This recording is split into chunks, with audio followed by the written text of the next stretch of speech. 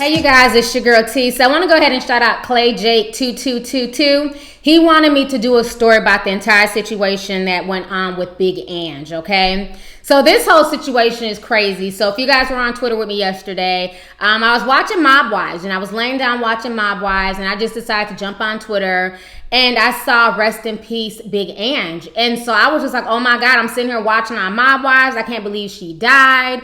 You know, so I was talking about it on Twitter and on Facebook. And then reports came out about 20 minutes later saying that Big Ange did not die and that she was still, fighting for her life. So, a lot of folks were just really upset. Folks were dragging E! Entertainment and CNN and a lot of news organizations who had reported that she had died. So then later on, I went to bed, whatever. And then I got on Instagram. And at that point, I had seen what Karen Gravanzo had written on Instagram. And she was basically confirming that Big Ange did die. So a lot of people were just took in by shock. This whole situation is just really, really sad. So Clay Jake wanted me to come on and kind of talk about the situation because you guys all know, I also spoke about Real from I Love New York and Real Chance at Love. As we all know, he died a year ago from cancer as well. So this entire situation is crazy. As you guys know, I'm a big fan of reality television. I watch it all. Everything from Little Women LA to Little Women Atlanta, Mob Wives, Love and Hip Hop. I watch reality TV. I'm a reality TV junkie, okay? Don't judge me. So I remember when I first saw Big Ange a few years ago on Mob Wives, and I was like, what in the world? I'm like, what is a Big Ange? Who is a Big Ange? She was bigger than life. She had these big old boobs and, really over-exaggerated lips. And then she talked like this, and at first, I didn't even know how to take Big Ange. But then the more I watched her on Mob Wives, I'm like, yo, I fucks with Big Ange, you know what I'm saying? She was one of those people that she just, you just gravitated towards her character. You just loved her. She was really, really genuine. And she was always more or less the peacemaker, you know what I'm saying? But what I like the most about Big Ange is that she won't start none, honey. But if you come for her and she didn't send for you, she would check your ass. You know what I'm saying? As we all remember last season, her and Renee got up into it. And I thought Big Ange was going to drag Renee up and down the street, honey. She was going off. But Big Ange is a really sweet person. I also watched her spinoff that she had with the Drunken Monkey when they were down in Miami. And then we also saw her on Couples Therapy with Neil. So the whole situation is just really sad. A lot of people are definitely mourning her. And she was also on Dr. Oz a month ago. And at that point, her diagnosis had gotten even worse. As you guys all remember, this is like her second time getting cancer.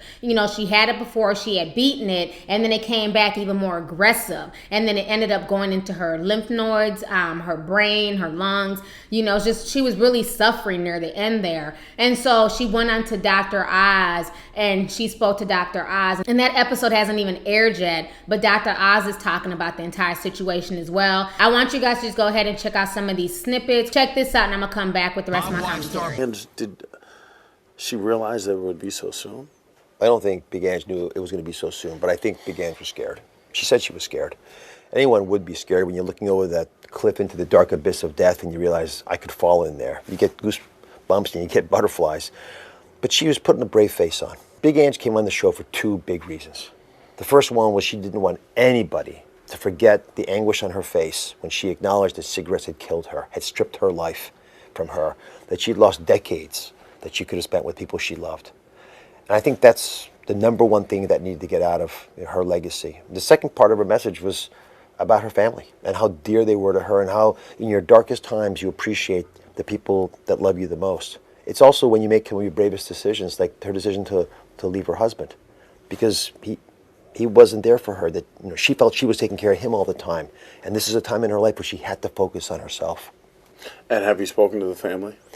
We've been texting back and forth. They spoke to us yesterday, saying that there were hours left. I know she'd gone into the hospital on the day she was supposed to start her immunotherapy, which was the new technique that was going to be tried. Remember, her chemotherapy wasn't working anymore. The cancer had spread to her brains and to her adrenal glands, so they needed to try something really big and novel. And the day she was supposed to start that treatment, she went into the hospital with breathing problems.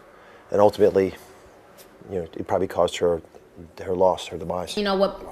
All right, so you guys just checked out the clips, and I just find the whole situation just heart-wrenching. It's sad when anybody loses their life, but I think what's bothering me even more is the fact that cancer is becoming so prevalent. It seems like everyone is dying from cancer, some type of cancer-related disease. And it just seems like so many people are passing away from cancer at, relatively young ages. And I feel like I said before, I feel like a lot of this is in the food. A lot of it is in the things that we ingest.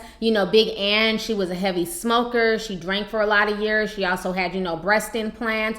For all we know, some of this stuff can be in these cosmetic surgeries. So it's just really sad that a lot of people are losing their lives to cancer. But again, what this tells me is that at the end of the day, we need to do everything we can to enjoy our lives, to appreciate our lives, because tomorrow's never guaranteed. You could be struck with cancer, you could be struck by a bus, anything can happen. So you need to love the people who love you, cherish them, because again, tomorrow's never guaranteed. So I just find the whole situation just really, really heartbreaking. I was really hoping that she would be able to beat cancer, especially being that, Mob Wives is on right now and you're watching her. Even watching on Mob Wives, it's like she's not the same. You can tell it's taking a toll on her. You can tell she's physically tired. She's tired of everything she's going through, having to go back and forth to the doctor. She was so stressed out that she kicked her husband out the house, So it's just really, really sad to just watch her just slowly deteriorate. And then the fact that she lost a drunken monkey, that definitely took a toll on her because she had been running that bar for years and years, So Big Ann is definitely well loved. Staten Island definitely gained another angel. So rest in peace to Big Ann. I definitely wish her family the best. She has a son, she has a daughter, she has 6 grandchildren. So they're definitely taking this hard as well. So anyways, let's go ahead and get the discussion popping. Go ahead and leave a comment. Let me know your thoughts on this entire situation concerning Angela Raiola, aka Big Ange, passing away from stage 4 cancer. So let's go ahead and get the discussion popping. Go ahead and leave a comment. All right.